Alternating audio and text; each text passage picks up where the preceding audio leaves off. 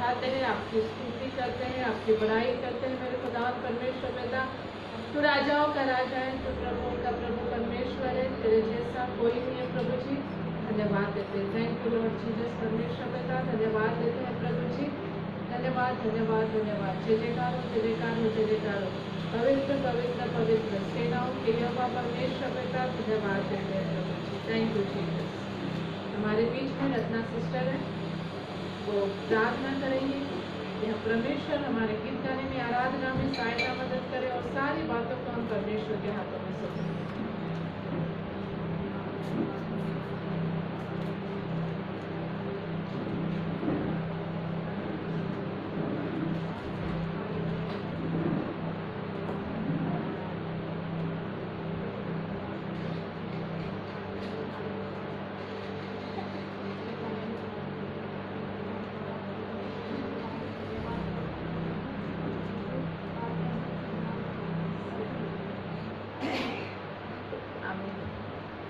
हमारे बीच में सोनू सिस्टर है, तो लीडिंग में हमारी सहायता मदद करेंगे। हालेलुया। आइए हम परमेश्वर की महिमा के लिए कुछ गीतों को गाएंगे। सेनाओं का यहोवा हमारे संग संग, इस गीत को गा के परमेश्वर की महिमा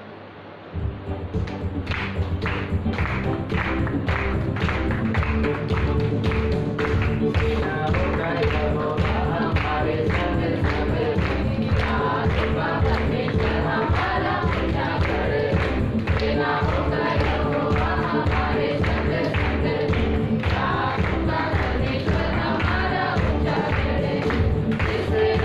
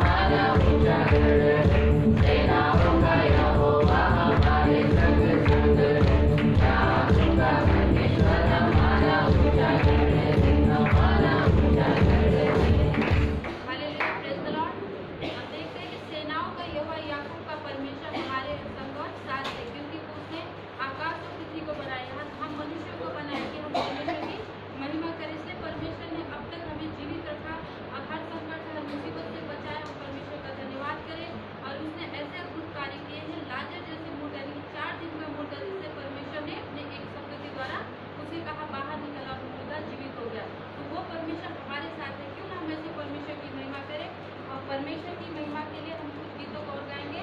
आज का दिन यहोवा ने बनाया, इस गीत को गा के हम परमेश्वर की महिमा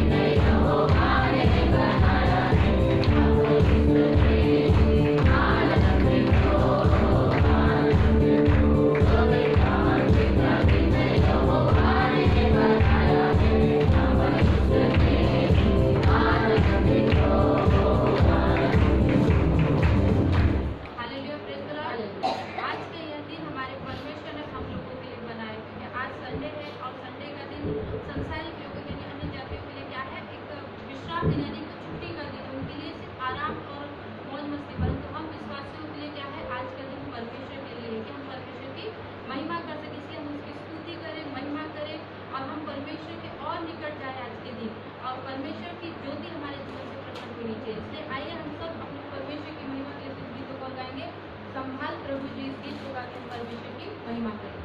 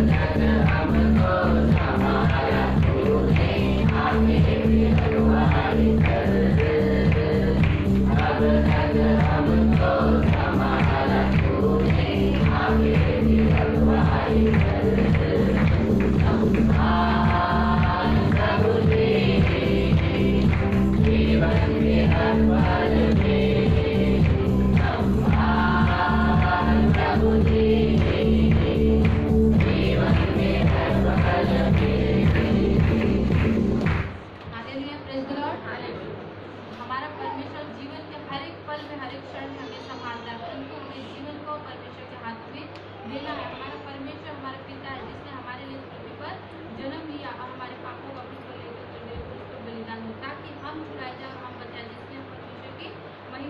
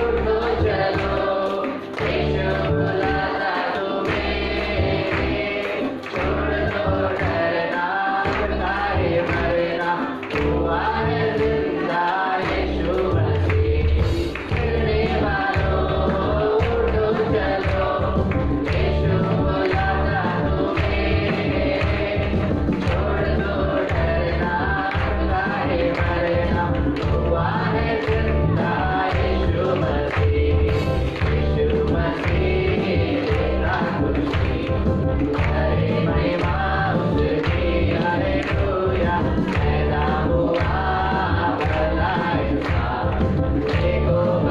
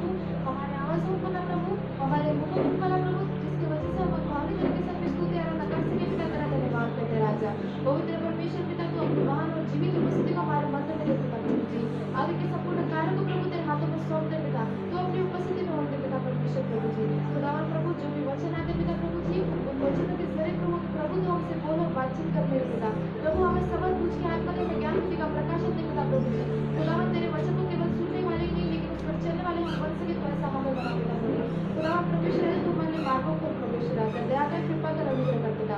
आगे के संपूर्ण मार्गों को तेरे हाथों में सौंपते यीशु मसीह के नाम से स्तुति प्रार्थना को मांगते हैं सुने और दया से कबूल कीजिए। सबसे से बैठेंगे जब पास की विषय एक रकम सारे की तरफ का शामिल करें अपनी आंखों को बंद करेंगे। थैंक यू जीसस, धन्यवाद करते हैं प्रभु जी, तेरी तारीफ तेरी बढ़ाई तेरी स्तुति करते हैं प्रभु जी। Thank you Lord, thank you Jesus, thank you mighty Lord, धन्यवाद करते हैं प्रभु जी। Thank you glory to God, धन्यवाद करते हैं राजा। थैंक यू माइटी लॉर्ड, धन्यवाद करते हैं प्रभु जी। Thank you Jesus, thank you Lord, धन्यवाद करते हैं तेरी उपस्थिति के लिए प्रभु जी। थैंक यू माइटी लॉर्ड, धन्यवाद करते हैं राजा। तेरे समान कोई नहीं प्रभु जी, तेरे जैसा कोई नहीं प्रभु जी। तुझसा इस जहां में और कोई है नहीं, तुझ बिन आसरा मेरा है ना कहीं।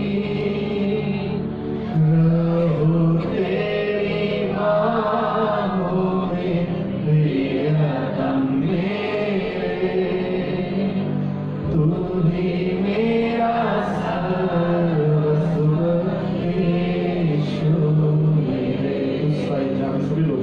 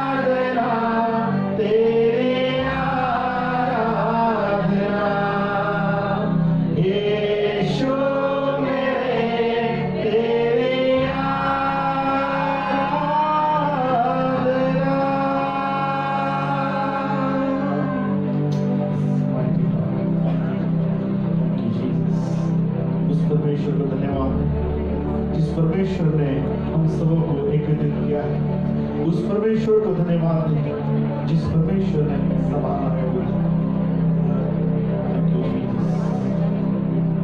Thank you my Jesus, thank you glory to God. धन्यवाद देते हैं शिवराज, थैंक यू माय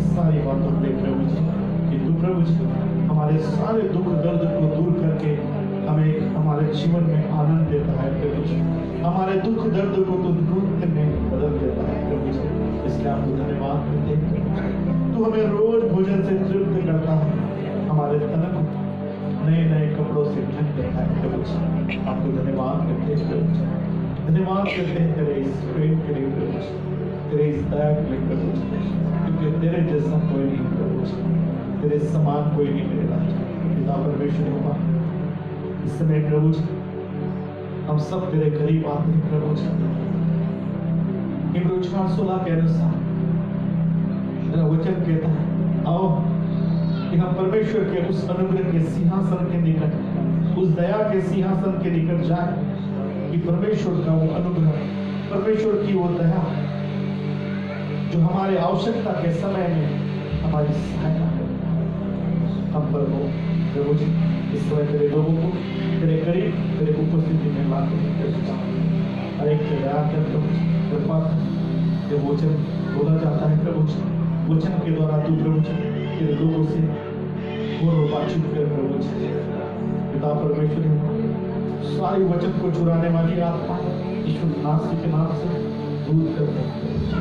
कृपा कर मेरे पे दया कर रहा था इस समय, ताकि तेरी स्तुति और तेरी महिमा हो सके प्रभु जी।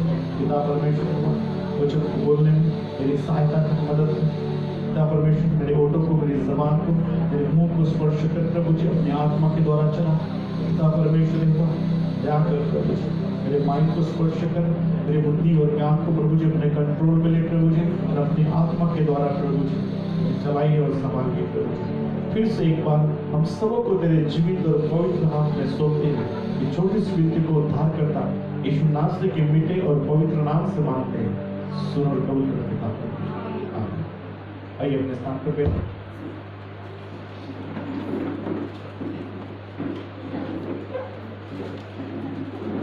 Hallelujah, praise the Lord. आइए प्रभु के लिए ताली बजाएंगे।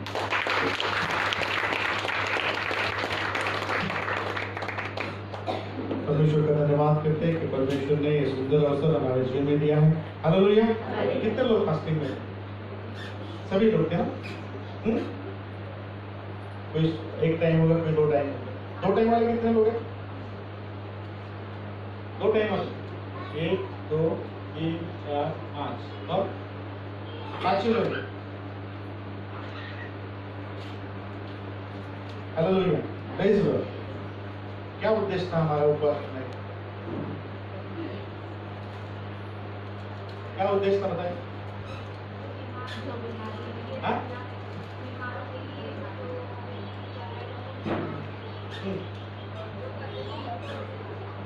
कौन बीमार था? अपने लिए ना, बराबर है, अपने लिए और लोगों के लिए भी प्रार्थना करनी थी, क्योंकि हमें उद्देश्य पता होना चाहिए कि हम क्यों प्रार्थना उपवास रखे हैं, क्या वजह है उपवास रखने की। Hallelujah, praise the Lord. कभी भी उद्देश्य मैंने जब मैसेज किया था तो मैसेज में लिखा था, इसके लिए जो लोग बीमार हैं, तकलीफ में हैं, उनके लिए, और जिनको फाइनेंस प्रॉब्लम है, बराबर है, ये समस्या हर एक के लिए होती है। बात है, फाइनेंस का प्रॉब्लम किसको है? सभी को है, हर किसी को, बराबर है। बीमारी से चंगा करने की किसको जरूरत है?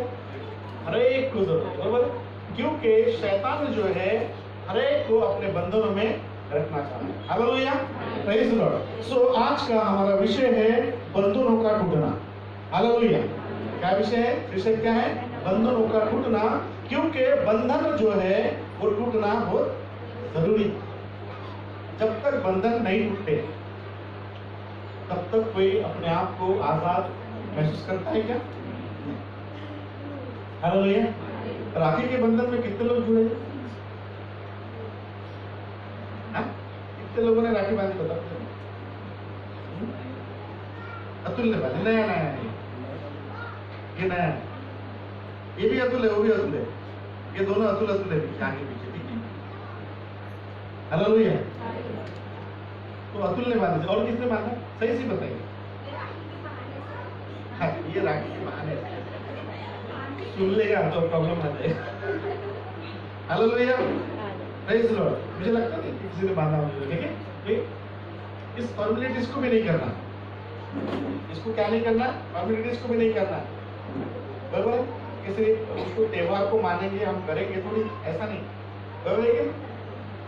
ऐसा भी नहीं करना, क्योंकि संसार के सदृश हमें नहीं बनना है, उसके समान हमें नहीं बनना है। जो संसार करता है वैसा हमें नहीं करना है, क्योंकि हम इसके पहले मैं बता चुका हूँ कि हम लोग अलग किए गए लोग, बराबर है। क्या किए लोग हैं? अलग किए गए लोग हैं। सो संसार से हमारा कोई लेना देना नहीं, चाहे दिवाली हो, चाहे दशहरा हो, चाहे कोई भी हो। संसार जो मनाता है मनाने के उनके लिए हर दिन त्योहार है, क्योंकि उनको सिर्फ क्या चाहिए? आनंद चाहिए। क्या चाहिए? आनंद चाहिए। कौन सा आनंद? खुद खाना। हालेलुया, खुद आनंदित होना पसंद करते हैं। परंतु याद रखना कि शैतान जो है हर किसी को, हर व्यक्ति को अपने बंधन में रखना चाहता है। शैतान क्या करता है? हर किसी को, हर व्यक्ति को अपने बंधन में रखता है, और उस बंधनों को तोड़ना हमें बहुत जरूरी है। और उस बंधनों को मैं और आप नहीं तोड़ सकते हैं। जब भारत देश आजाद नहीं हुआ था, जब स्वतंत्र नहीं हुआ था, तो उसके लिए क्या किया गया था? युद्ध स्तर पे मतलब खेला गया था कि हमारा भारत देश क्या होना चाहिए?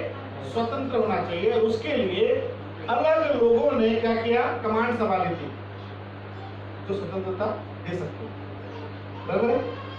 सो वैसा ही हम लोग जो है विश्वासी लोग, अलग किए गए लोग हैं, काय के लिए? स्वतंत्र होने के लिए, पहली बात। दूसरी बात, औरों को भी स्वतंत्र करने के लिए।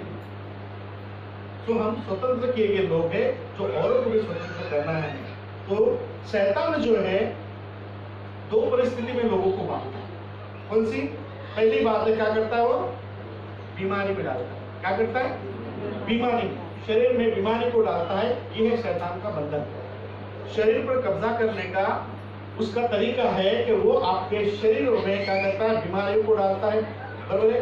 नाना प्रकार की आत्माओं को आपके अंदर में डालकर वो आपको बंधन में रखता है। दूसरा सबसे बड़ा कारण शैतान बंधन में डालता है, वो है गरीबी। क्या करता है? गरीबी और फाइनेंस प्रॉब्लम। हालेलुया। क्या करता है? गरीबी और फाइनेंस प्रॉब्लम। क्यों आदमी दिन ब दिन गरीब होता है और गरीबी ही रहता है? मैं कल कहीं जा रहा था तो मैं सोच रहा था कि मतलब ऐसी सवाल जवाब कर रहा था परमेश्वर से कि क्यों एक आदमी गरीब है और गरीब होने के बाद जो सारी जिंदगी जो है गरीबी को दूर करने में लगा। सही बात है? और कोई मोटिव नहीं।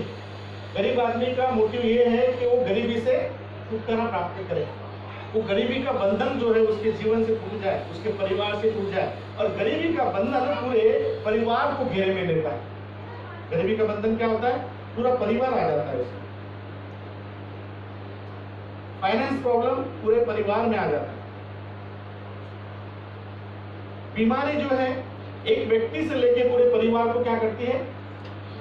डिस्टर्ब करती है। क्या करती है? पूरे परिवार। एक आदमी नहीं होता है, याद रखना, एक आदमी नहीं होता है। एक कोई बीमार होता है तो पूरा परिवार जो है, पूरा उसका घर जो है वो काय में आता है, उसके लपेटे में आ जाता है, क्योंकि एक के पीछे वो सब लगना पड़ता है। गरीबी पूरे परिवार को। कहने का मतलब ये है कि शैतान हमको ऐसे बंधनों में रखना चाहता है, परंतु शैतान बंधनों में नहीं रहना चाहता। क्या करता है? मनुष्य को अपने बंधनों में रखता है, परंतु शैतान स्वयं बंधनों में नहीं रहता। वो आपको अपने बंधन में लेता है, वो आपको अपने अंडर में लेता है, बराबर है? मनुष्य को क्या करता है? अपने अंडर में लेता है, अपने बंधन में लेता है, परंतु खुद बंधन में रहता है क्या? नहीं। वो क्या करता है? मनुष्य के शरीर में वास कर मनुष्य के शरीर में आकर अपना जीवन जीता है। क्या करता है? क्या करता है वो? अपने तरीके से जीवन जीता है। और शैतान का जीवन कैसा होता है? एक बदमाश गुंडे का जीवन कैसा होता है? बेकार होता है ना। उसको ऐसे मजा आता है ना, किसी को मारने में, किसी को गाली देने में, हुड़दंग मचाने में उसको मजा आता है।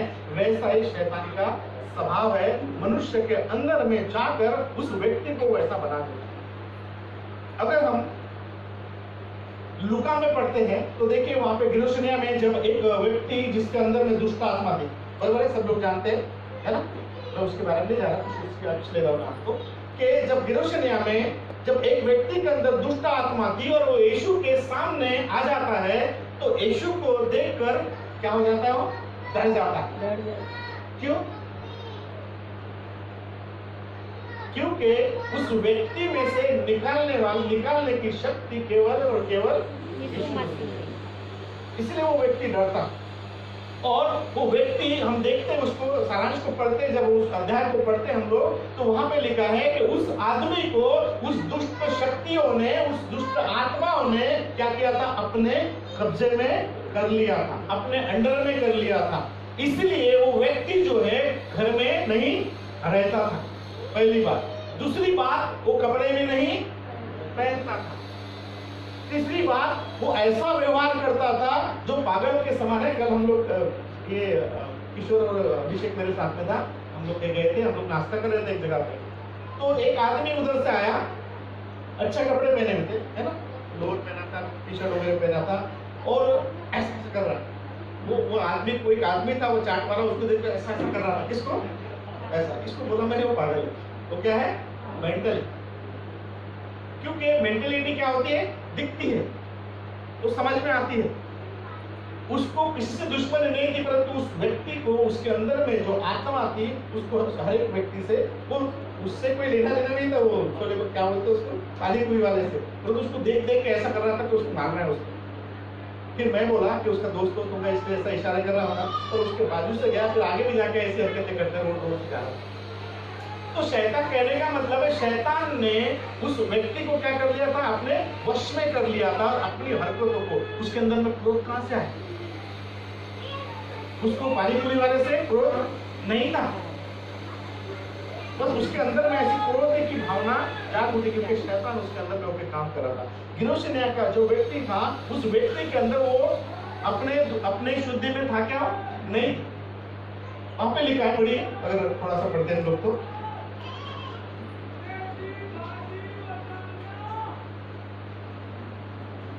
Hmm. 27 पढ़िए।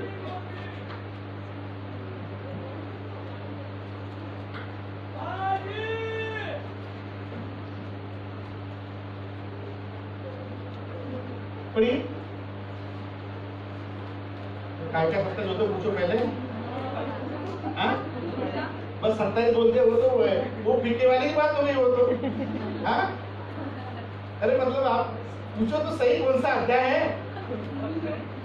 मैंने बोला निकालो 27 पढ़ो, वो सब ढूंढने लगे 27, अभी 27 15 ढूंढ गया। हाँ? पूछना चाहिए ना आपने, अध्याय कौन सा मास्टर जी? कौन सा 27 ढूंढ रहे थे वो बताओ पहले। कौन सा 27 ढूंढ रहे थे बताओ, क्या 27 निकाल रहे थे आप? हाँ? पता था कि किसी को? निकालो 8वां अध्याय, 8वां अध्याय का 27 पढ़ो। जब वो किनारे पर उतरा, तो उस नगर का एक मनुष्य उसे मिला, जिसमें दुष्टात्माएं थीं। देखिए, यीशु मसीह को क्या मिला? कौन मिला? कौन मिला? कौन मिला? जोर से बोलो। कौन मिला? नहीं, पहली बात क्या में कौन मिला उसको? एक मनुष्य मिला। कौन मिला? कैसा समझ में आता मनुष्य? देह में, शरीर में मनुष्य, परंतु उसमें लिखा है कि जिसके अंदर में क्या थी? दुष्ट आत्माएं थी। अब मनुष्य और दुष्ट आत्माएं, उस मनुष्य के अंदर में दुष्ट आत्माएं हैं, कैसे समझ में आएगा? कैसे समझ में आएगा? कैसा? वजह से उसकी, बराबर है ना, मनुष्य मैं भी हूं, मनुष्य आप भी, मनुष्य ये लोग भी, जो संसार के लोग हैं वो भी मनुष्य है, परंतु हम उसको कैसा पहचानते? कैसे पहचानते? कि उसके अंदर में जो दुष्ट आत्मा है। इस व्यक्ति को एक, मतलब यीशु मसीह को एक मनुष्य मिला जो उसके सामने आया, परंतु उसके अंदर में क्या थी? दुष्ट आत्माएं थी। इसका मतलब दुष्ट आत्माएं जो है हमारे जीवन को चलाती, क्या करती है? क्योंकि उसके आगे लिखा पढ़िए, जब दुष्ट, एक मनुष्य के अंदर में दुष्ट आत्मा थी तो वो क्या क्या करता था? वह बहुत दिनों से न कपड़े पहनता क्या करता था? बहुत दिनों से, मतलब कब से? जब से उसके अंदर में दुष्ट आत्मा प्रवेश कर गई, उसी दिन से वो क्या नहीं करता था? कपड़े नहीं पहनता था। और वह घर में रहता था। कहाँ नहीं रहता था? पागल आदमी घर में रहता क्या? हाँ? नहीं रहता। वो कहाँ भटकता है? उसको बांध के रखते। बांध के क्यों रखते हैं उसको? भागना चाहिए, भागना नहीं चाहिए, इसके लिए क्या करते हैं? बांध के रखते हैं, बराबर है? क्यों भागना नहीं चाहिए? परंतु देखिए ऐसा संसार जो ऐसा है ना, कि अगर बांध के रखोगे ना आप किसी को, उसको भी भगवान बना देंगे। क्या बना देंगे? हालेलुया। मैं बताया था एक बचपन में ना मेरा पेट बहुत दर्द देता था, तो एक बाबा थे ऐसे गाँव में, तो लेके जाते थे अमावस्या पूर्णिमा को, वो बंडेरा की तरफ में गाँव है, अमरावती की तरफ गाँव है, तो लेके जाते थे। और छोटा था मैं, साइकिल से जाया करते बच्चे ऐसे हम लोग, और बड़े लोग भी जाते थे। तो वहां पे जाते थे और बोलते थे कि वो बाबा जो है वो क्या करेगा, अच्छा करेगा। और बाबा कैसा था, बाबा कैसा था, बंधा हुआ था। बाबा कैसा था, बंधा हुआ था, उसके चारों ओर बाड़ा बांधा हुआ था, आइटम लकड़ी होगा, है ना। क्यों?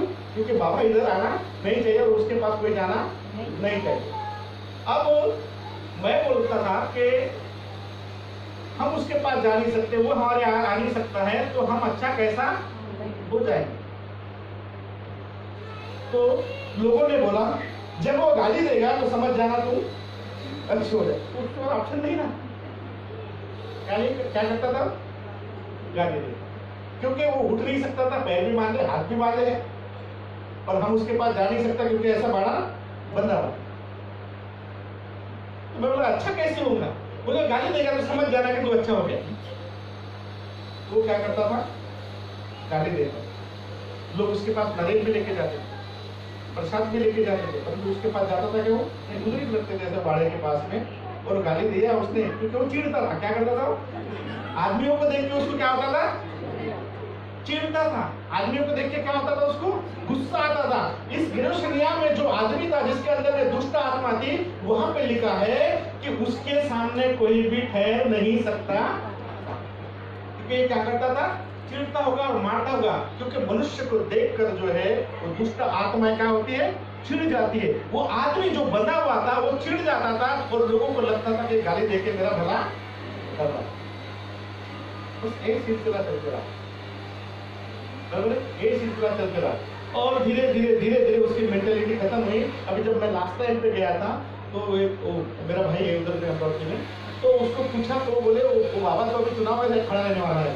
क्या बोला, कहाँ खड़ा रहने वाला है, मतलब अभी वो उसका क्या होगा, आ गया वो होश में आ गया, सब टूट गया, उसका खुल गया सब। और मतलब उसका आश्रम का क्या तो है, बोले कोई उसका चला और उसने उसको पागल किया होगा, उसको बिठाया अपने जगह, समझ गए ना। तो कहने का मतलब हम शैतान को, शैतान की हरकतों से, मतलब मनुष्य के अंदर में जो हरकतें रहती है उससे हम समझ में जाते हैं। यहाँ पे लिखा है कि वो व्यक्ति जो है ना कपड़े पहनता था और क्या करता था, घरों में भी नहीं रहता था। फिर कहाँ रहता था वो, कहाँ रहता था वो, कब्र में वो रहा करता था। कहाँ पर, कब्रों में। ये है पहचान, पहचान किसकी पहचान है, दुष्ट शक्तियों की पहचान, दुष्ट आत्माओं की पहचान है।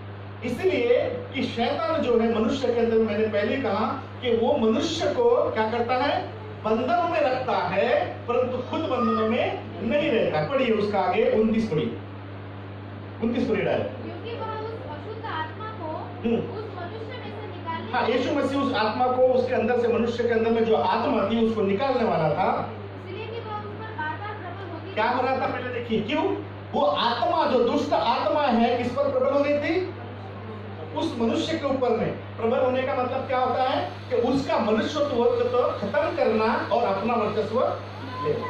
देखिए कभी हम लोग डिबेट करते हैं, कोई बात करते हैं, एक आदमी बड़ा बहुत बातें करता है, क्यों, क्योंकि आगे वाले को क्या करना चाहता है, उसको चांस ही नहीं देना चाहता है, उसको शांत रखना चाहता है। तू मत बोल, जो मैं कर रहा हूँ वही सही है, वही बरोबर है ना। वर्चस्व क्या बोलते हैं उसको, वर्चस्व करता है कोई व्यक्ति जो है ना, उसको आदत रहती है क्या करने की, अपना वर्चस्व दिखाने की। क्या रहती है उसको, वर्चस्व मतलब मेरी प्रेजेंसी, कि मैं हूँ यहाँ पर, मैं बहुत बुद्धिमान हूँ, ज्ञान बताने की। वैसे वहां पर लिखा है कि वो उसके अंदर जो दुष्ट आत्मा थी उस व्यक्ति के ऊपर में प्रबल हो रही थी। क्या हो रही थी, प्रबल हो रही थी। इसलिए यीशु मसीह उसको निकाल रहे थे। तो वहां पे हम देखते आगे बढ़िए यद्यपि लोग उसे सांकलों और बेड़ियों, क्या करते थे। देखिए अभी उस व्यक्ति को लोग क्या करते थे, सांकलों और बेड़ियों सांकलों से और बेड़ियों से बांध के रखते थे। क्यों रखते थे, और मैं जो बाबा के पास में जाता था ना, वो बाबा भी कैसा बंधा हुआ था, ऐसा ही बंधा हुआ था। कैसा बंधा हुआ था, अब समझ में आया मुझे, पहले नहीं समझ में आया। पहले मैं भी सोचता था दे दे बाबा 2-3 गाली है, हाँ उद्धार हो जाएगा। और उसको देखकर, हमको मनुष्य को देखकर उसको चीड़ आती, उसको क्या करते थे, मनुष्य को देखकर चीड़ आती थी। यहाँ पे लिखा है तो वो व्यक्ति पर दुष्ट आत्माएं प्रबल हो रही थी और क्या करते थे, हाँ, उसको संकल और बेड़ियों से बांध रखा था। तो भी वह बंधनों को तोड़ डालता था। हालेलुया। क्या करता था? मैंने एक बात बोली थी अभी आपको कि शैतान हम मनुष्य को बंधन में रखता है परंतु खुद बंधनों में नहीं रहता। क्योंकि उसको आजादी चाहिए, क्योंकि उसको कुछ करना है मनुष्य के अंदर में, क्योंकि वो वैसा तो कुछ कर नहीं सकता, उसको शरीर में होकर कुछ करना पड़ेगा। क्या करना पड़ेगा? दुष्ट आत्माओं को क्या करना पड़ता है? शरीर उसको चाहिए। क्या चाहिए? शरीर में होकर ही वो ऐसी हरकतें कर सकता है, अदरवाइज वो नहीं कर सकता। वो हमें भी दिखेगा, सिर्फ आपको लगेगा दिख गया कोई जाते में, कोई नहीं दिखता है। शैतान आपको अपने प्रेजेंस से दिखाने की कोशिश करता है, परंतु वो हरकतें और काम मनुष्य के शरीर में होकर ही कर सकता है, उसके अलावा नहीं कर सकता। यहाँ पे लिखा है कि उसको क्या करते थे लोग? संकल्प और बंधनों क्या करते थे? बीड़ियों से बांध के रखते थे। किसको बांध के रखते थे? किसको? क्योंकि दरअसल उसकी हरकतों को देखकर वो क्या करते थे? उसको बांधते थे। मतलब मनुष्य बन गया तो शैतान भी बन गया। वो क्या कर सके? कुछ करेगा क्या वो? नहीं। परंतु वो क्या करता था? बीड़ियों को और बंधनों को क्या करता था? तोड़ डालता था और उस व्यक्ति को और दुष्ट आत्माओं से जंगल में भगाए क्या करते थे? दुष्ट आत्मा उसको जंगल में भगाए फिरती थी। मतलब उसको क्या चाहिए? दुष्ट आत्मा को क्या चाहिए? आजादी। दुष्ट आत्मा को क्या चाहिए? आजादी। और वो आजादी किसमें ढूंढता है? हमारे अंदर में ढूंढता है। तो आजादी के लिए वो क्या करता है? मनुष्य को बंधक बनाता और उस बंधनों को तोड़ना बहुत जरूरी है। और उस बंधनों को जब हम तोड़ते हैं, अगर हम पढ़ते हैं 35, ठीक है 35 पढ़िए उसका। लोग यहाँ जो हुआ था उसे देखने को निकले और यीशु के पास आकर जिस मनुष्य से दुष्ट आत्मा निकली थी उसे यीशु के पाँव के पास कपड़े पहने और सचेत बैठे देखिए, पाकर डर गए। जो व्यक्ति के अंदर में दुष्ट आत्माएं थी, जो उसको एक जगह पे स्थिर नहीं रखती थी, उसको घुमाती थी इधर उधर, परंतु यीशु मसीह के नाम से, यीशु मसीह के सामर्थ्य से, यीशु मसीह की प्रेजेंस से उसके मनुष्य के अंदर से दुष्ट आत्मा निकल गए। अब थोड़ी देर पहले उस वर्णन क्या करते हैं हम लोग उसका, दुष्ट आत्मा व्यक्ति का कि कैसा था? वो बंधा हुआ था, बराबर है, सचेत नहीं था, मतलब अपने आप में वो नहीं था, लोग उससे डरते थे, कब्रों में रहा करता था, बराबर है, बहुत सारी बातों को उसके अंदर में देखा। परंतु जब उसके अंदर से दुष्ट आत्मा निकल गई तो यहाँ पर लिखा है वो व्यक्ति जिसके अंदर से दुष्ट आत्मा निकली, वो व्यक्ति यीशु मसीह के पास में सचेत और कपड़े पहने हुए बैठा। क्या लिखा है वहां पे? 35 में लिखा है कि वो इसलिए कि वो पढ़िए जिस मनुष्य से दुष्ट आत्मा निकली थी उसे यीशु के पाँव के पास, कहां पर? यीशु के पाँव के पास में कैसा देखा? कपड़े पहने हुए। पहले कपड़े पहनता था क्या वो? नहीं, क्योंकि दुष्ट आत्मा उसको कपड़े पहनने नहीं देती। ठीक है। दूसरी बात, यीशु मसीह के पास में वो सचेत पाया गया, मतलब मनुष्य रूप में पाया गया, क्योंकि इसके पहले वो सचेत नहीं रहे। क्यों? क्योंकि शैतान ने क्या कर दिया था? उसको बंधन, मतलब बंधक बना दिया था। क्या कर दिया था? बंधक बना दिया था। यीशु मसीह कहता है, अगर हम पढ़ते हैं एशा उसका 61 का एक पढ़िए।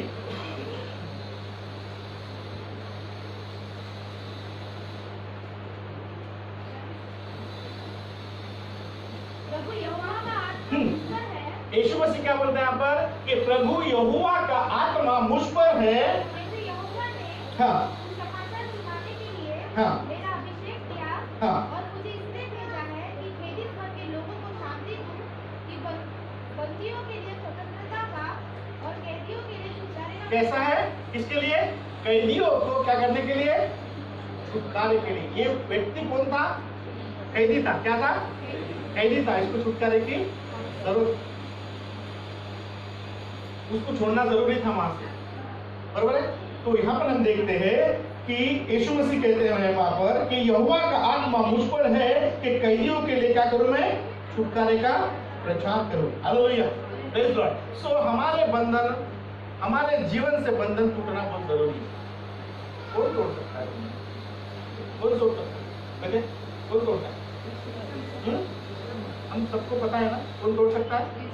यीशु मसीह तोड़ सकता है, बराबर है। तो इसलिए हमारे बंधन टूटना आवश्यक है और यीशु मसीह ही हमारे बंधनों को क्या कर सकता है? तोड़ सकता है, इसलिए कि हमें यीशु मसीह ने क्या किया, हमें छुटकारा दिया है। बराबर, जब यीशु मसीह ने हमें चुना है, जब हम उसके सामने गए, तो जब यीशु मसीह के सामने गए तो हम सचेत थे क्या? नहीं थे। हम सचेत नहीं थे, अपने आपे में नहीं थे, हम किसी ना किसी समस्या से जूझ रहे थे। परंतु जब हम यीशु मसीह के सम्मुख बुलाए गए हैं, किसके सम्मुख? यीशु मसीह के सम्मुख बुलाए गए हैं, तो हमको क्या मिला है? छुटकारा मिला है ना? छुटकारा मिला, और आज हम क्या पाए जाते हैं? कपड़े पहने हुए और सचेत पाए जाते हैं। सचेत का मतलब होता है कि जागरूक, बराबर है, मतलब अपनी भान में, बराबर है, अपने भान में रहता है। भजन संहिता 18:2 में लिखा है कि यहाँ पर दाऊद कहता है कि यहोवा मेरा छुड़ाने वाला है। कौन है? यहोवा मेरा, क्योंकि हमको कौन छुड़ा सकता है इस बंधनों से? परमेश्वर यहोवा ही छुड़ा सकता है। दाऊद बोलता है कि यहोवा मेरा छुड़ाने वाला है। मत्ती के 9:32 में अगर हम पढ़ते हैं तो यहाँ पे देखिए, एक व्यक्ति को, एक बच्चे को, पढ़िए 32, कौन सा 32? 9:32 पढ़िए। हाँ, जब वे बाहर जा रहे थे, तो देखो लोग एक गूंगे को जिसमें दुष्ट आत्मा थी उसके पास लाए। और जब दुष्ट आत्मा निकाल दी गई, तो गूंगा बोलने लगा। Hallelujah, praise the Lord. दाऊद क्या बोलता है कि यहोवा मेरा छुड़ाने वाला है। यहोवा मेरा क्या है? छुड़ाने वाला है। अभी देखिए यहाँ पर मत्ती के 9:32 में लिखा है कि लोग एक गूंगे को, जिसमें अंदर में क्या थी? क्या थी? कौन सी दुष्ट आत्मा थी? कौन सी दुष्ट आत्मा थी? गूंगी दुष्ट आत्मा थी। मतलब कि वो आत्मा उसको बोलने नहीं देती। कई बार देखिए कि व्यक्ति जो है परमेश्वर की आराधना नहीं करता, परमेश्वर की आराधना नहीं करता, परमेश्वर की स्तुति नहीं करता, क्योंकि आपको कई बार देखेगा, कई लोग विश्वास की बात कर रहे हैं, विश्वासी के लोग बात करने जाते तो नहीं करती है, परंतु कोई विश्वासी की बात कर रहा हूं मैं, कई बार हम लोग देखते हैं कि हमारे मुंह से परमेश्वर की आराधना निकलती नहीं है, परमेश्वर की प्रशंसा निकलती नहीं है, परमेश्वर की स्तुति निकलती नहीं है, और परमेश्वर को धन्यवाद के बलिदान के लिए निकलती। कारण क्या है? कारण शैतान हमारे मुंह से क्या करना चाहता है? उस बातों को निकलने नहीं देना चाहता जिससे परमेश्वर की महिमा होती है। वो नहीं चाहता कि परमेश्वर की महिमा हो। यहाँ पर देखिए, वो व्यक्ति के अंदर में कौन सी आत्मा थी? गूंगी आत्मा थी, बराबर, क्योंकि वो बोल नहीं सकता था। वहां पे लिखा है, जब यीशु मसीह के पास में उसको लेके आए, और उसके बाद में यीशु मसीह ने जब उसको हाथ रखा और उससे प्रार्थना की, तो वहां पर लिखा है वो गूंगा क्या हो गया? क्यों बोलने लगा? क्योंकि उसके अंदर से वो दुष्ट आत्मा, कौन सी आत्मा? गूंगी आत्मा जब उसके अंदर से निकल गई तो बोलने लग गया, बराबर है। वो व्यक्ति, गिरोसनिया का व्यक्ति, जब उसके अंदर से दुष्ट आत्माएं निकल गई तो कपड़े पहने। जब उसके अंदर से दुष्ट आत्मा निकली तो सचेत पाया गया, मतलब अपने भान में पाया गया। क्या बोला? अपने भान में, मतलब नॉर्मली मनुष्य के समान यीशु मसीह के पास में पाया गया, क्योंकि उसको दुष्ट आत्मा ने बंधक बनाया था। यीशु मसीह ने उसको क्या कर दिया? उस बंधनों से छुड़ाया। गूंगे व्यक्ति, उस व्यक्ति के अंदर में गूंगी आत्मा थी, यीशु मसीह के पास में आया और यीशु मसीह ने उस गूंगी आत्मा को डांटा, तो वहां पे लिखा है कि उसके अंदर से गूंगी आत्मा निकल गई और वो व्यक्ति क्या होने लग गया? बोलने लग गया। इसलिए बंधनों को तोड़ना बहुत जरूरी है, और यीशु मसीह उस बंधनों को क्या करता है? तोड़ता है, बराबर है। सो अगर हम देखते हैं कि देखिए लूका के 13वें अध्याय में जब आते हैं तो वहां पे देखिए, वहां पे देखते हैं हम लोग कि एक कुबड़ी स्त्री है। क्या है? कुबड़ी स्त्री है। और कितने वर्ष से कुबड़ी थी वो? कितने वर्ष से? अरे पढ़ो। हाँ, वो लहू पीने वाली स्त्री थी 12 वर्ष से। हाँ? कौन सी आत्मा लगी थी उसके अंदर में? 18 वर्षों से उस स्त्री के अंदर में कुबड़ी करने वाली, मतलब दुर्बलता लाती। जब दुर्बलता मनुष्य के अंदर में आती है तो कुबड़ापन भी क्या होता है? आ जाता। क्या आ जाता है? कुबड़ापन आ जाता है। कल हम लोग आशीषपुर में गए थे वो गाड़ी लाने के लिए, तो वहां पर एक लड़का आया, जबरदस्त हाइट उसकी। यार मेरे बोला आशीष को कितने बीच का होगा ये? और ऐसा था, क्या था? उसकी छाती इतनी सी स्थिर थी और हाइटेक, मेरे से रहा नहीं गया। वो लड़का जा रहा था, भाई बोला तेरी हाइट कितनी है? वो क्या बोला, कितनी फीट पता है? कितनी होगी? 6.5 फीट। कितना? 6.5 फीट की हाइट थी उसकी। और ऐसा मैं बोला काश इसकी हेल्प भी होती तो भीमी दिखता था। कहने का मतलब ये है कि दुर्बलता क्या होती है? दुर्बलता। आशीष बोलता है कि अंकल बोले जो खाता है, जो पौष्टिक आहार वो खाता है, उसको बढ़ने में लगा दिया, फैलाने में नहीं लगा। नहीं लगा। उसको जो आहार मिलने वाला था, उसको अंदर जो प्रोटीन मिलने वाले थे वो मिल रहे थे, वो कहाँ मिले थे? उसको बढ़ने में मिले, फैलाने में नहीं मिले। कई लोग क्या करते हैं, बढ़ते नहीं और फैल जाते हैं। हाँ, मैं बोला यार सही बात है, अगर ये हालत भी होती, उसकी हाइट भी है, हालत भी हेल्थी होता तो कितना अच्छा दिखता है ना? तो दूर से बोलते तो पापा जा रहे, क्योंकि पता है आपको, जब पुराना नियम जब आते हैं, पुराने नियम में कि पहले के लोग जो कैसे थे, ऐसे ही 6.5 फीट 7 फीट ऐसे हाइट थे। गोलियत को देखा कितना फीट था? हाँ, 7 फीट के आसपास तो होगा, बराबर। और दाऊद कितना था? इतना सा। मैं उसको देख रहा था, वो आदमी को, यार मैं कहाँ कराऊंगा उसके। मैं सोच रहा था उसको देख के, उसके पैर ही इतने थे,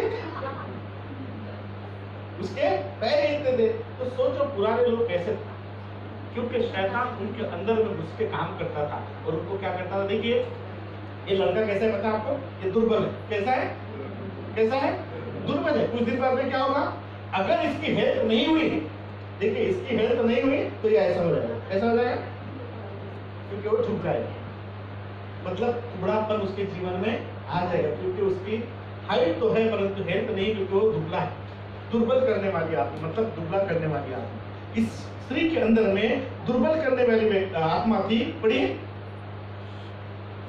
वहाँ एक स्त्री थी जिसे 18 वर्ष से एक दुर्बल करने वाली दुष्ट आत्मा लगी थी। हाँ। और वह कुबड़ी हो गई थी। कैसी हो गई थी? वो कुबड़ी हो गई थी और किसी रीति से सीधी नहीं हो सकती थी। हालेलुया। क्या लिखा है वहां पे? उस लेडी के अंदर में दुर्बल करने वाली क्या थी? आत्मा थी। और वहां पे लिखा है वो क्या कर रही थी? किसी भी रीति से वो खड़ी नहीं हो सकती थी। क्यों? क्योंकि उसके अंदर में जो आत्मा थी उसको कुबड़ा करने वाली आत्मा थी, मतलब झुकाने वाली आत्मा। देखिए कई बार जो है शैतान हमारे जीवन में ऐसा कुबड़ापन ला देता है कि हमको हर किसी के सामने क्या करना पड़ता है? झुकना पड़ता है। झुकता कौन है व्यक्ति? कुबड़ापन से ग्रसित है। झुकेंगे ना, बड़े व्यक्ति के पास में क्या करना पड़ेगा? आपको झुकना ही पड़ेगा। हालेलुया।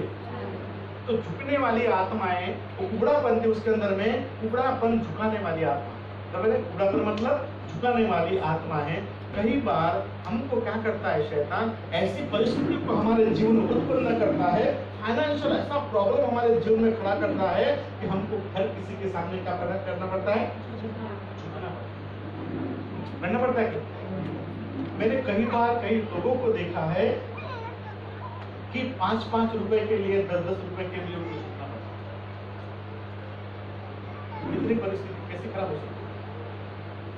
इतनी परिस्थिति कैसे खराब हो सकती है? हालेलुया। शैतान हमारे जीवन में ऐसी परिस्थिति को लाता है कि हम झुके। क्यों? क्योंकि यदि हम विश्वासी हैं और ऐसी परिस्थिति से गुजर रहे हैं तो याद रखना, शैतान आपको ये एहसास कराने की कोशिश कर रहा है कि परमेश्वर कुछ नहीं है। जो सामने वाला है, जो अविश्वासी है, जिसके सामने आप मांग रहे हैं, जिसके सामने आप हाथ फैला रहे हैं, वो बड़ा है। कई बार हमें शैतान जो है अपनी प्रेजेंसी को हमारे जीवन में दिखाने की कोशिश करता है, बीमारियों के द्वारा, ऐसी गरीब परिस्थितियों के द्वारा। हालेलुया।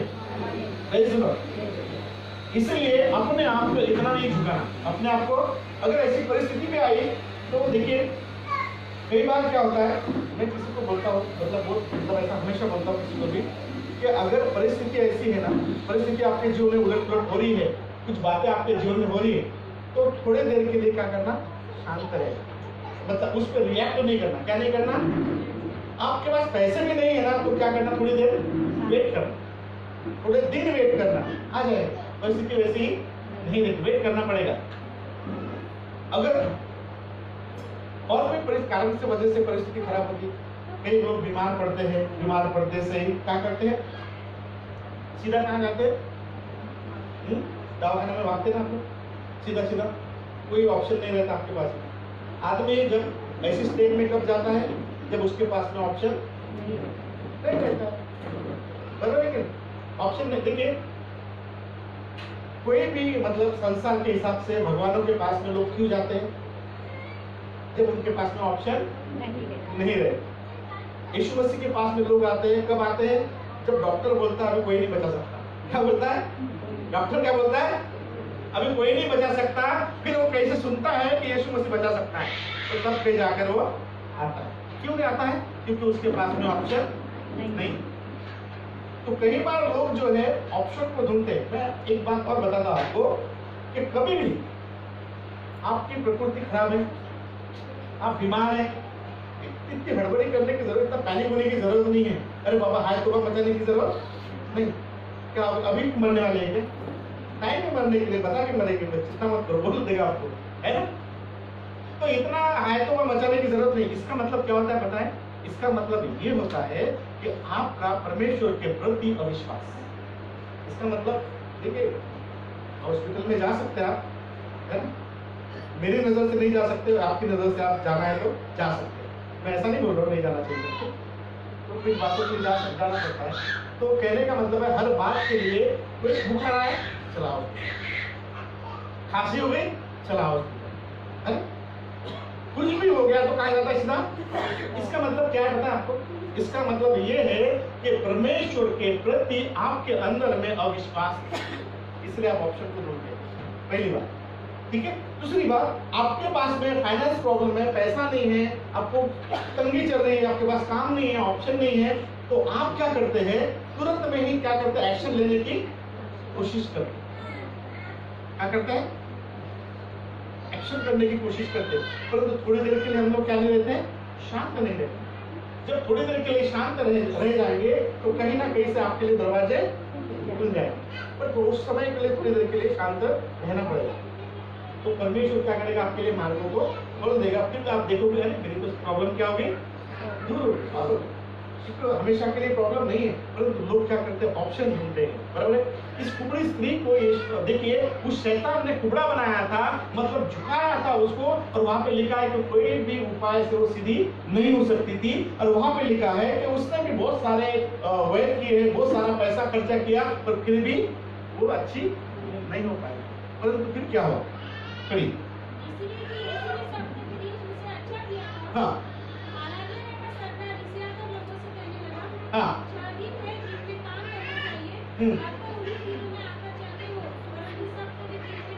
देखो, सप्ताह का दिन मतलब क्या है, संडे, बराबर है। सप्ताह का दिन मतलब संडे। अब ये विशेष बात है, इसको ध्यान रखना। सप्ताह का दिन मतलब संडे, और वहां पे देखिए यीशु मसीह ने उस कुबड़ी स्त्री को बुलाकर हाथ रखकर, जब यीशु मसीह ने उस स्त्री को परमेश्वर से बोला कि इसका कुबड़ापन दूर हो जाए, और यीशु मसीह के द्वारा उसका कुबड़ापन दूर हो गया, और वहां पे लिखा है कि वो स्त्री जो है सीधी खड़ी हो गई, तुरंत में सीधी खड़ी हो गई। अब खड़ी होने के बाद में जैसा ही वो खड़ी गई है, उस आराधनालय का सरदार जो मुखिया था, जो आराधनालय को संभालता था, और वो आराधनालय का सरदार क्या गया, रिसिया गया, मतलब चिढ़ गया। क्या गया, चिढ़ गया। क्यों चिढ़ गया, अरे एक कुबड़ी स्त्री सीधी खड़ी हो गई, इसमें चिढ़ने वाली बात है क्या खुशी मनाने वाली बात है? खुशी मनाने वाली बात है। परंतु वहां पर क्या लिया, वो रिसिया गया, मतलब वो चिढ़ गया। क्यों चिढ़ गया भाई, वो बोलता है कि सप्ताह के दिन अच्छा नहीं। यीशु मसीह जिस दिन आराधनालय में थे उस दिन क्या था, सप्ताह का दिन था, संडे का दिन था, और यीशु मसीह वहां पर क्या कर रहा था, वचन दे रहा था। अब क्या बोल रहा हूं, सुनिए अच्छे से, कि सप्ताह का दिन वहां पे वो सरदार बोलता है आराधनालय का कि सप्ताह के दिन, बाकी 6 दिन है बोलते चंगा करने के लिए, क्या है, पर सप्ताह के दिन क्यों अच्छी हुई। कहने का मतलब है कि सप्ताह का दिन आपको छुटकारा दे सकता है, परंतु 6 दिन जो है, देखिए वहां पर कितने साल से उसके अंदर आत्मा थी, किसके अंदर में थी, 18 साल से दुर्बल करने वाली, कुबड़े करने वाली आत्मा उसके अंदर में थी, परंतु कभी भी उसका यीशु मसीह के साथ में इनकाउंटर नहीं हुआ। मतलब यीशु मसीह के साथ में उस आत्मा का आमना सामना नहीं हुआ, इसलिए वो 18 साल तक जुड़े रहे। बराबर। सरदार बोलता है कि 6 दिन है ना तुम्हारे पास में आज के, कहने का मतलब वो 6 दिन भी अच्छी हुई क्या? हुई क्या 6 दिन अच्छी? नहीं। शैतान हमको इसी दिन आने के लिए, कई बार आप संडे को मिस करते ना, संडे को मिस करते, पिछली बार बताया मैंने, पैसे का लोभ के कारण एक तो संडे को मिस करते हैं भाई। दूसरी बात देखिए, संडे को मिस करते, शैतान बोलता है कि 6 दिन है तुम्हारे पास में चंगा होने के लिए, सही में तुम घर में रह के चंगे होते हो क्या?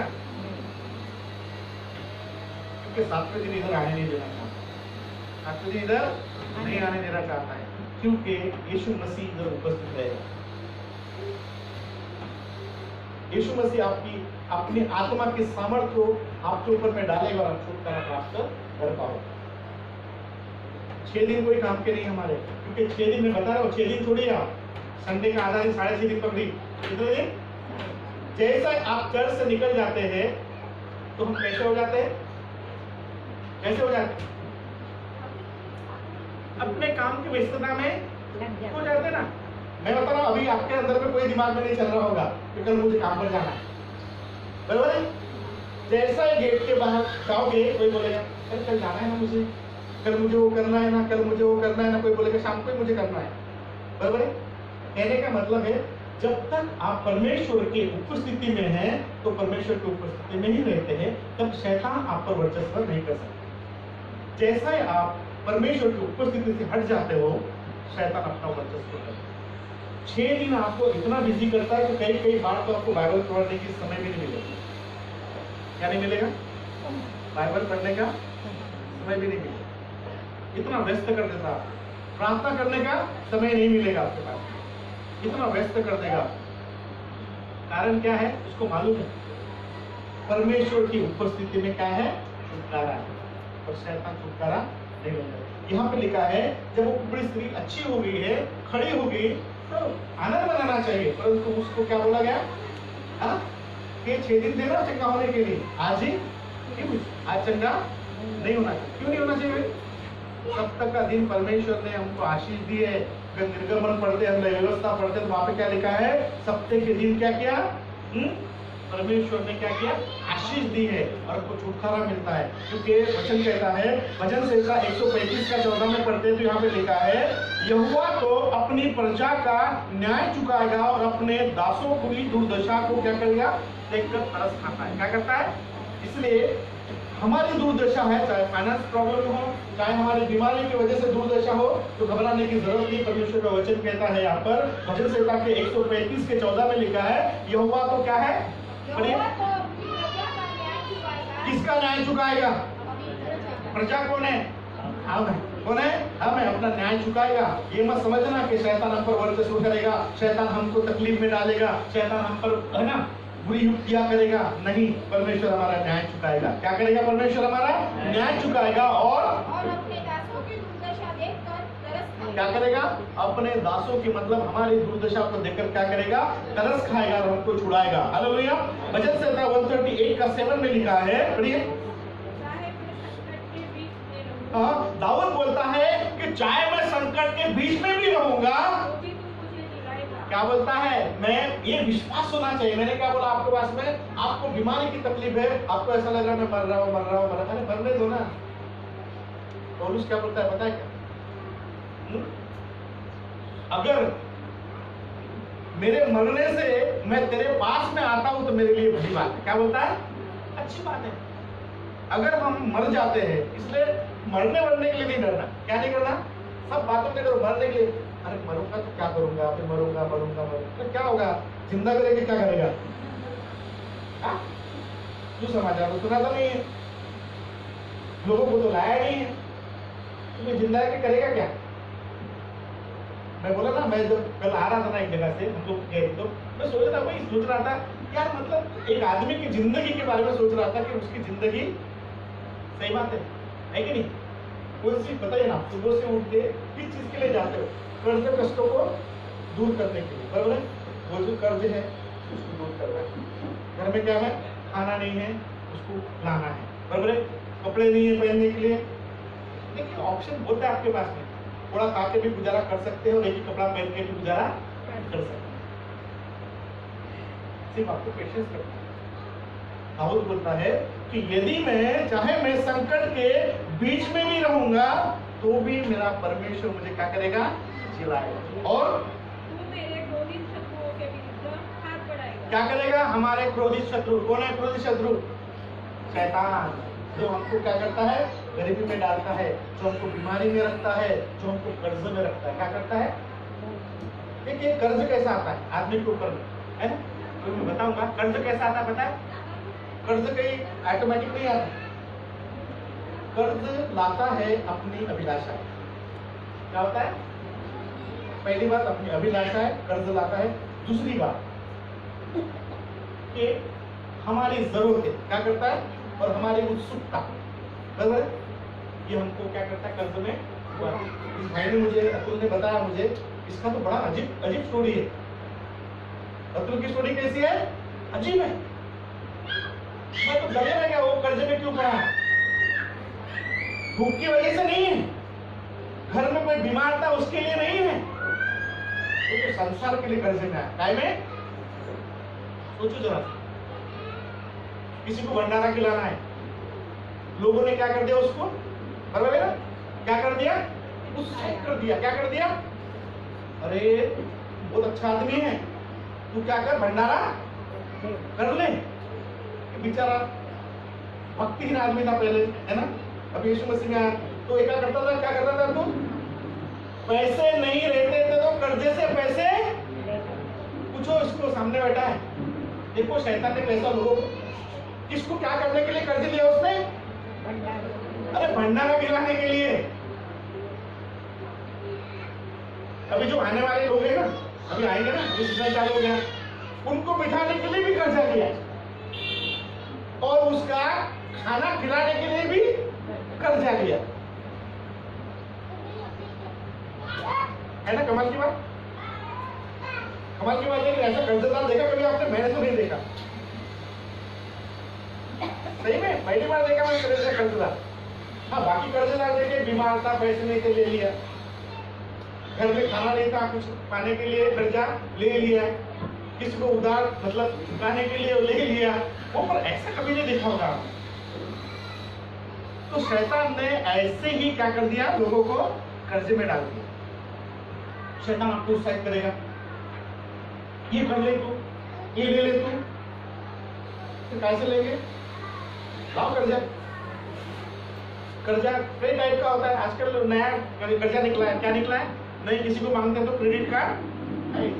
क्या करता है वो भी बड़ी, ये है क्या है, वो बड़ी परेशानी है। कार्ड है जब में लोगों को क्या लगता है कि मैं गरीब, ये ले, क्या बोलता है, मार्क्स। उसको पता ही नहीं चलता, उसको पता ही नहीं चलता कि कब बढ़ गया करके, और बढ़ते बढ़ते कई लोगों ने इस मामले में सुसाइड किया था। आपको कई लोगों ने इस मामले में सुसाइड किया क्योंकि कर्ज में डूब जाता। शैतान हमको ऐसे कर्जों में डाल देता है ना, कुछ लेना है ले लिया कर्ज।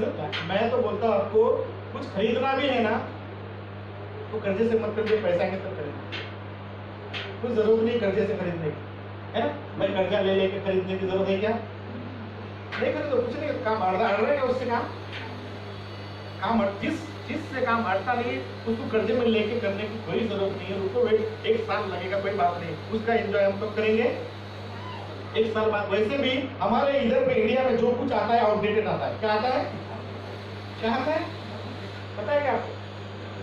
जो कुछ हम इस्तेमाल करते हैं आउटडेटेड आता है, क्योंकि अमेरिका और उधर सब पहले इस्तेमाल हो जाता है, फिर वो जब थक जाते इस्तेमाल करते हैं तब हमारे पास हो रहे गरीब तब हमारे पास में आता है, बराबर है। हम इधर में कीपैड वाला मोबाइल चला रहे थे और उधर में एंड्रॉइड चला रहे थे। हमारे पास इतने साल वेट किए ना हमने, तो जो हमें सुख भोगना है उसके लिए क्या करो और वेट करो। उसको जिसके पास पैसा है उसको 1 साल में एंजॉय करना है, तो हम 2 साल में करेंगे, 2 साल बाद करेंगे, परंतु 2 साल के बाद में जो मिलेगा हमको अपडेट मिलेगा। क्या मिलेगा, बराबर है कि नहीं? जब मैंने कार खरीदा था, कैश में खरीदा, दुकानदार क्या बोले मुझे, वो मारुति वाला क्या बोले, तो कैश में क्यों खरीदता, बोला तेरे को क्या करना, लेना है, मुझे कर्जा नहीं लेना। मेरा पहले से पॉलिसी, मैंने आज तक घर में जो भी खरीदा था कैसे खरीदा, पूरा कैश पे, अगर है तो खरीदो, नहीं है तो मत खरीदो, कोई बात नहीं, कैश में खरीदा था। फिर उसके बाद में अभी क्या हो गया, अगर किसी समझ आपके पास में कार नहीं होगी, मैंने कब खरीदा, समझ जा 10 साल पहले, आज जो आप खरीदोगे वो कौन सी खरीदोगे, अपडेट खरीदोगे, क्या करोगे, मेरे इससे भी अच्छी खरीदोगे आप, क्योंकि आपने इतने साल वेट किया, इसलिए वेट करिए, कोई हड़बड़ी करने की जरूरत नहीं है ना, कर्जा कबार कष्ट लेने की जरूरत नहीं है, क्योंकि शैतान हमको कर्ज में डालता है, बंधनों में डालता है, हमको उत्साहित करता है, कर ले कर ले कर ले, और उस उत्साह में आकर हम ऐसी गलतियां कर बैठते, और इसीलिए हम कर्ज में पड़ जाते हैं। इसलिए हमको सचेत होना है, और सचेत यीशु मसीह के पास में जाने के बाद, यीशु मसीह हमारे सामने आने के बाद ही हम सचेत होते हैं। दाऊद कहता है कि चाहे मैं संकट के बीच में भी रहूंगा तो ही तू मुझे झिलाएगा, तू मेरे क्रोधित शत्रुओं के विरुद्ध हाथ बढ़ाएगा और अपने दाहिने हाथ से मेरा उद्धार करेगा, मतलब मुझे बचाएगा, मुझे छुड़ाएगा। और 8 में लिखा है, पढ़िए, हाँ क्या करेगा, ये भरोसा, इसको क्या बोलते हैं, भरोसा, क्योंकि मुझे परमेश्वर क्या करेगा, पहली बात संकट से निकालेगा, मेरी परेशानी से मुझे परमेश्वर निकालेगा, ऑप्शन मत लीजिए। एक कर्ज को चुकाने के लिए दूसरा कर्जा मत लीजिए, क्योंकि वो भी कर्जा ही है, वो भी कर्जा ही, उसमें कोई गुंजाइश है क्या, कर्जा ही। फिर लोग क्या करते हैं, एक को मिटाने के लिए दूसरा लेते, दूसरे को मिटाने के लिए तीसरा लेते, उनको क्या लगता है कि कम में मिलता, कोई कमों में नहीं मिलता है, सबकी पॉलिसी एक ही होती है, सिर्फ कोई ऐसा खाता कोई ऐसा खाता, और कोई फर्क नहीं होता है, उतना ही रहता है। इसलिए हड़बड़ी नहीं करना, रिलैक्स होना, क्योंकि कई बार जो है, देखिए हबक्कुक में लिखा है कि वचन कहता है कि क्या लिखा है कि मेरी प्रजा को ज्ञान नहीं होने से मेरी प्रजा क्या होती है, नाश होती है, मतलब हमको नॉलेज नहीं, हमको पता नहीं है, इसलिए हम नाश होते हैं, क्योंकि हम शैतान के चुंगल में फंस जाते हैं। दाऊद बोलता है कि पर मुझे पता है परमेश्वर क्या करेगा, संकट से मुझे क्या करेगा, बाहर निकालेगा, जिलाएगा, और मुझे मेरे जो विरोधी है, जो शत्रु है, उससे क्या करेगा, मुझे अपना हाथ बढ़ाएगा उनके ऊपर में और मुझे छुड़ा लेगा। बराबर है, वहां पे लिखा है कि परमेश्वर जो है यहोवा मेरे लिए सब कुछ कर सकता है, ये विश्वास है, हमको विश्वास होना चाहिए कि परमेश्वर हमारे लिए सब कुछ कर सकता है। भजन संहिता 115 का 11 पढ़िए, हम खत्म कर देंगे। भजन संहिता 118 का और 115 का 11, हे यहोवा के डरवैयो, क्या करो, परमेश्वर पर भरोसा रखो, तुम्हारा सहायक और भार वही है। मतलब देखिए दोनों बात, तुम्हारी बीमारी से सहायता, तुमको छुड़ाने के लिए सहायता करने वाला परमेश्वर है, और तुमको शत्रु से बचाने के लिए तुम्हारी ढाल क्या है, ढाल क्या करती है, हमको बचाती, ढाल हमको बचाती है। यहाँ पे लिखा है कि हे यहोवा के डरवे, मतलब जो परमेश्वर से डरते, जो परमेश्वर से विश्वास करते हैं, उनके लिए दाऊद कहता है कि पहली बात यहोवा पर क्या करो, भरोसा रखो, भरोसा रखो, पेशेंस रखो, शांत रहो, उस समय को निकलने दो, उस समय को क्या करो, निकलने दो, और जब उस समय निकल जाएगा आपके जीवन में तो आपकी समस्या दूर हो जाएगी। यहाँ पे लिखा, दाऊद बोलता है कि यहोवा पर भरोसा रखो पहली बात, क्योंकि तुम्हारा सहायक, मतलब तुम्हारी सहायता करने वाला कौन है, परमेश्वर, तुमको शत्रुओं से बचाने के लिए तुम्हारी हाथ है, बराबर, तुम्हारी समस्या, तुम कर्जे में होंगे, परमेश्वर सहायक है, तुम्हारी सहायता करेगा, थोड़ा पेशेंस रखिए, थोड़ा धीरज रखिए, और उसके लिए परमेश्वर से वो मत करिए, है ना, कई लोग जो है उसके कारण परमेश्वर से मतलब बैर करने लग जाते हैं। देखिए कई बार जो है ना, एक भाई था अपने चर्च में आता था, पहले सेशन में, जानते थे, वैद्य करके नाम है उसका, कोई लोग शैलेश जानता है, प्रवीण भी जानता है, आप इनको पूछ सकते हैं, इतना कर्जे में था, इतना कर्जे में था, ये घर बांध का काम करता था और उसको 600-700 रुपए रोज आता था, कितना 600-700 रुपए रोज आता था, परंतु 30,000 रुपए महीने का उसको ब्याज भरना पड़ता था, क्या, सिर्फ ब्याज, कितना 30,000 रुपए ब्याज। जब वो इस कलीसिया में आया, इतना बोझ में दबा हुआ, इतना बोझ पे दबाने के बाद में वो मतलब बहुत सारी बोलता था, पास्टर जी ऐसा है वैसा है, बहुत बोलता था। मैंने कहा उसको एक बार बोला मैंने कि कितना बैग जाता है, बोले 30,000 रुपये। मतलब पगार कितना आता है, बोले 20,000 आ जाता सब मिला के। बाकी बस इसकी टोपी उसके सब इसका निकाल, इसको कम दिया उसको बढ़ाया, उसका कम दिया उसको बढ़ाया, ऐसा चलता था। उसको मैंने बोला एक काम करना, जितना पगार आएगा सबसे पहले क्या करना, दशमांश निकालना। क्या बोला उसको मैंने, शैलेश सांग है दशमांश निकालना। उसने एक बात बोला मुझे, पास्टर जी अगर मैं दशमांश निकालूंगा तो फिर और उसमें क्या हो जाएंगे, कम हो जाएंगे। तो कम हो जाएंगे तो घर वाले, वो गट वाले, लोन वाले आते हैं घर में, क्या बोलते हैं, सीधा शूट करते गाली देते। क्या बोलते हैं, सीधा गाली देते। बोले मैंने बोला उसको तो 30,000 रुपये ब्याज भर रहा, मुद्दल अभी तक भर नहीं रहा, वो 30 में भी मेरे पास 20 आते 10 नहीं आते, तो क्या करेगा, क्या करता है, बोले किसी की गाली सुनना पड़ता है, किसी ना किसी की तो गाली सुनना पड़ता है। तो मैंने बोला उसमें से ये करके और एक गाली सुनना, क्या करना, करके तो देखिए। धीरे धीरे धीरे धीरे उसको कर दिया उस पार।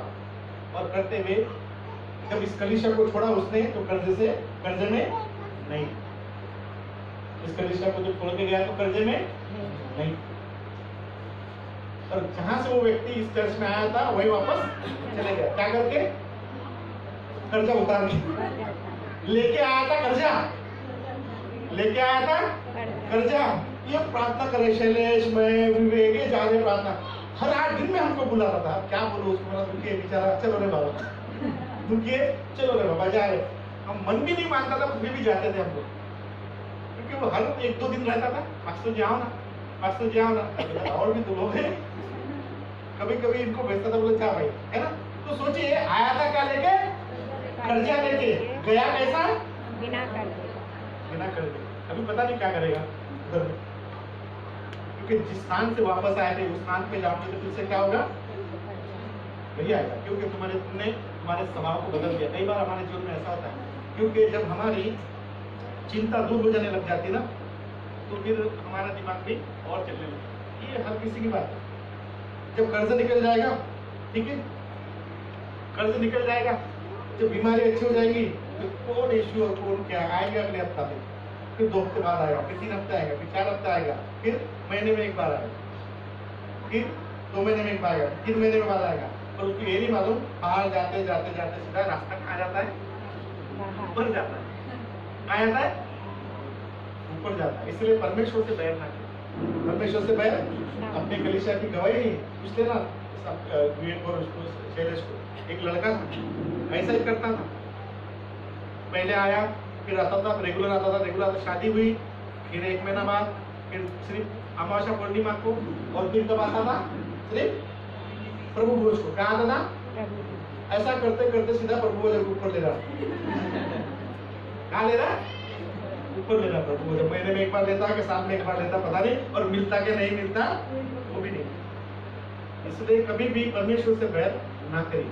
हमारी बीमारी दूर होगी तब भी परमेश्वर, उल्टा परमेश्वर के लिए उत्साह क्या होना चाहिए, हमारा बढ़ना चाहिए, लगाव परमेश्वर के प्रति बढ़ना चाहिए कि परमेश्वर ने इतनी बड़ी मेरी समस्या को क्या किया, मेरे कर्जों को दूर कर दिया, परंतु लोग उसका उल्टा कर दिया। ये हर किसी की कहानी है, इसको दोहराइए मत, है ना, नहीं तो कर्जा आने में समय नहीं लग जाए, ठहरा हुआ पैसा कभी भी जा सकता है, इसलिए याद रखना। Hallelujah, praise the Lord. So यहोवा है, यहोवा के डर रहियो, यहोवा पर भरोसा रखो, तुम्हारा सहायक और ढाल वही है। भजन संहिता 118 का 8 में लिखा है कि यहोवा की शरण लेनी मनुष्य पर भरोसा करने से उत्तम है। ऐसा है, उत्तम है, किसी पे भरोसा नहीं करने का, है ना। परमेश्वर के सानिध्य में जाइए, परमेश्वर की उपस्थिति में जाइए, बराबर है। और भजन संहिता का 28 का 6 में लिखा है, यहोवा पर भरोसा रखने से दाऊद बोलता है कि मेरे मन को क्या मिली है, सहायता मिली है। क्या मिली है, सहायता मिली है, इसलिए मेरा हृदय कैसा है, प्रफुल्लित है। मतलब आप परमेश्वर की जब शरण लेते हैं, परमेश्वर पर जब भरोसा करते हैं, तो परमेश्वर आपकी सहायता करता है। क्या करता है, सहायता करता है, और आपके हृदय को क्या करता है, प्रफुल्लित कर देता है। क्या करता है, प्रफुल्लित मतलब आनंदित करता है, आप आनंदित हो जाते हैं, बराबर है। कई बार कर्जे कसते में ऐसा मत सोचिए कि भाई कर्जा है वो, है ना, तो इसके लिए परमेश्वर की आराधना में कुछ कमी आ गई, उल्टा उत्साह बढ़ाइए, क्योंकि परमेश्वर को बोलना कि मेरे इस परेशानी को दूर करना है, मेरी बीमारी को दूर करना है। आपके अंदर वो उत्साह होना चाहिए, परमेश्वर के प्रति लगाव होना चाहिए, है ना, कम नहीं होना चाहिए, चाहे कोई भी परिस्थिति हो, दुख हो चाहे सुख हो, चाहे बीमार हो आप, कैसे भी हो। कई बार पर हम लोग बीमार होते तो परमेश्वर को कोशिश करता है, जरूरत नहीं आपको करने की, बीमारी थोड़े दिन की है, ठीक है, थोड़े दिन की जाएगी नहीं है। तो यहाँ पे लिखा है कि यहोवा पर भरोसा रखने से मेरे मन को सहायता मिलती है, इसलिए मेरा हृदय प्रफुल्लित है और मैं गीत गाकर उसका क्या करूंगा, धन्यवाद करूंगा। परमेश्वर का धन्यवाद करना है प्रियो। हर एक बात में परमेश्वर हमारे बंधनों को तोड़ता है ना, इसलिए हमने 3 दिन का उपवास रखा, 3 दिन का उपवास का डिक्लेरेशन किया हमने कि आपके बंधन परमेश्वर क्या करे, उठ डाले, जो भी है नहीं है, बराबर है। आपकी परेशानी परमेश्वर क्या करे, परेशानी के बंधन क्या करे, उठ जाए। और ये कौन कर सकता है, यीशु मसीह। पर परमेश्वर के साथ, यीशु मसीह के साथ में आपका एनकाउंटर होना जरूरी, आमना सामना होना जरूरी है। उस दुष्ट आत्मा ग्रसित व्यक्ति का यीशु मसीह के साथ में क्या हुआ, सामना हुआ, तभी उसको छुटकारा मिला। उस कुबड़ी स्त्री का यीशु मसीह के साथ में क्या हुआ, सामना हुआ, तभी उसका कुबड़ापन दूर हो गया। वैसा ही यीशु मसीह के साथ में आपका आमना सामना होना चाहिए। कैसा हो, कैसा हो, ये मिलेगा, ये मिलेगा क्या यीशु मसीह? बोलेंगे पास्टर जी किधर है, बताओ, हम भी आमना सामना कर लेते। आमना सामना इधर ही करना, इधर करना है। कैसा कर सकते हैं आमना सामना? घर में कर सकते, आमना सामना अपने रूम में कर सकते। ऐसा करो, कैसा आमना सामना कैसे करते हैं?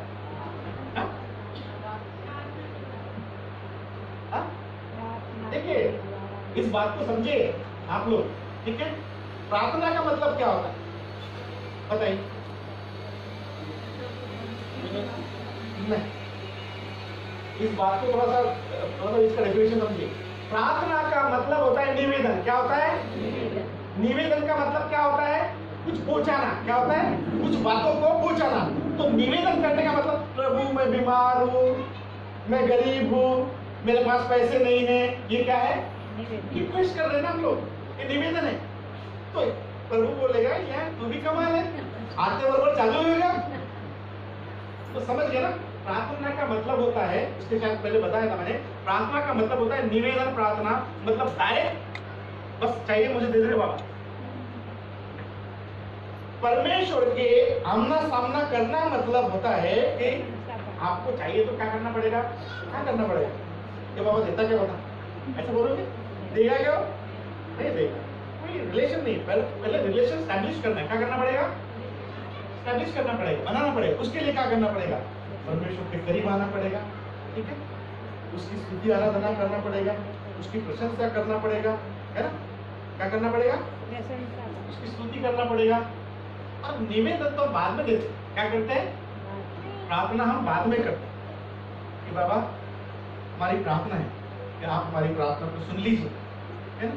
हम अर्ज लिखते ना, अर्ज लिखते है ना, निवेदन है कि हमसे तुम्हें काम करूँ दिया। ऐसा लिखते कि नहीं लिखते? बराबर है कि नहीं? कि भाई हमारा काम कर दो। क्या है? हमारी प्रार्थना है आपसे। तो ये प्रार्थना जो है बाद में परमेश्वर के पास दीजिए, प्रभु ये हमारी रिक्वायरमेंट है, कृपया करके आप इसे क्या करें? पूरा करें। आते बराबर शुरू मत हो जाना, मुझे ये दे दे, मेरे लिए ये कर, मेरे लिए वो कर। खाली नहीं बैठा है, आमना सामना करिएगा पहले। उस स्त्री आते बराबर बोली कि मैं कुबड़ी मुझे अच्छा कर दे, नहीं। क्या किया उसने? वहां पे क्या लिखा है? कुबड़ी स्त्री आराधनालय में बैठी थी और यीशु मसीह प्रचार कर रहा है। कहने का मतलब है वो रिलैक्स होके उस वचनों को क्या कर रही थी? सुन रही थी। जब यीशु मसीह ने देखा कि उस स्त्री को क्या है? बंधक बनी हुई है, तो यीशु मसीह ने उसके ऊपर दृष्टि किया और उस बंधक को छुड़ाया। डायरेक्ट बोला क्या उसने? उसने तो बोला भी नहीं उस स्त्री कि मेरे मुझे कुबड़ेपन से क्या करो? छुटकारा दो।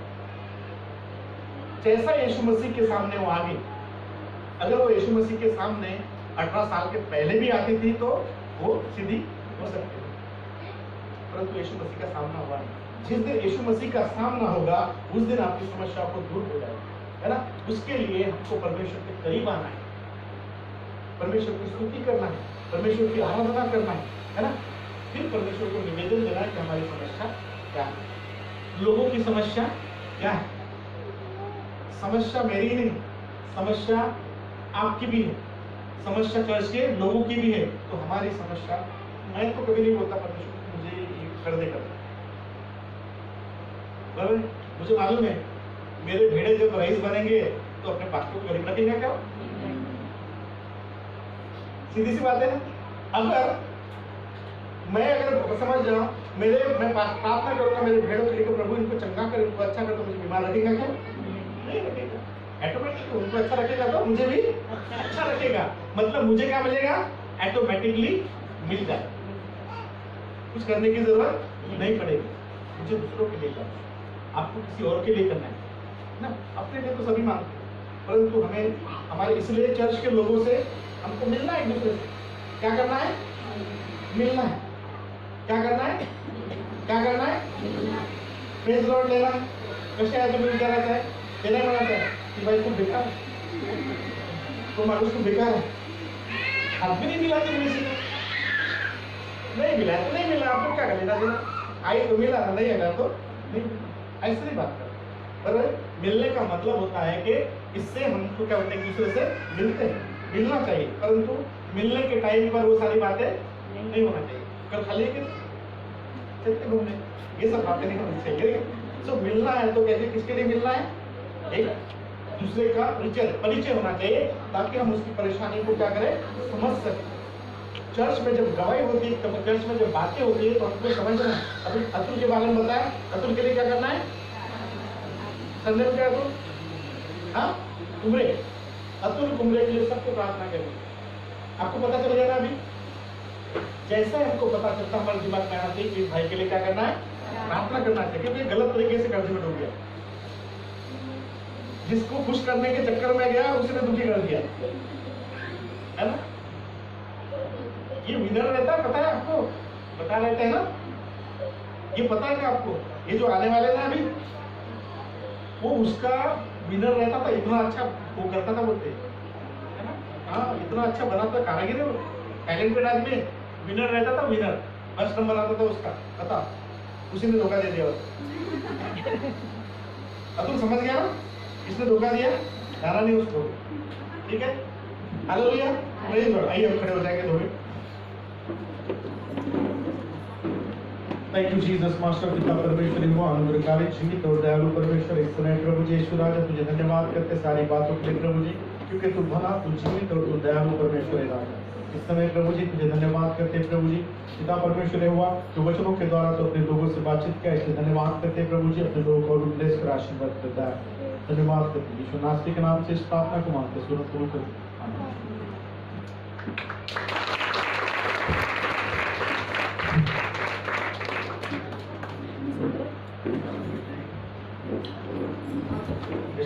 गीत गाएंगे, इसके साथ grateful thank you.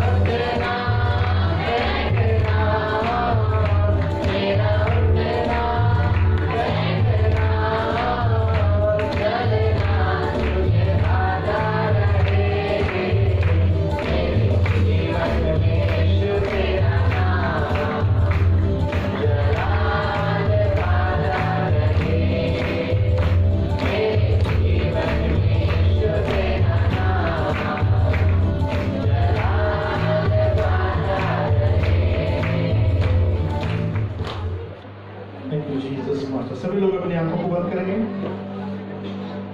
Thank you Lord Jesus master. धन्यवाद करते हैं प्रभु जी, तेरी तारीफ तेरी बड़ाई तेरी स्तुति करते हैं प्रभु जी। इस समय तेरे करीब तेरे उपस्थिति में आते हैं प्रभु ईश्वर राज। तो दयालु है तो अनुग्रहकारी परमेश्वर राज। होली वाला शांताला बोलो सबोध होली वाला शाला भाई सब लोग अपने पैरों को निकल लेंगे। Thank you Jesus. Thank you mighty Lord. धन्यवाद करते हैं प्रभु जी। सभी लोग अपनी आंखों को बंद करेंगे इस समय में। इस समय में हम लोग परमेश्वर की उपस्थिति में हैं प्रियो। हमने 3 दिन का फास्टिंग रखा है कि परमेश्वर सारे बंधनों को तोड़ दे। परमेश्वर सारी समस्याओं से हमें छुटकारा दे। परमेश्वर हमें शैतान की हर एक योजना से मुक्त करे।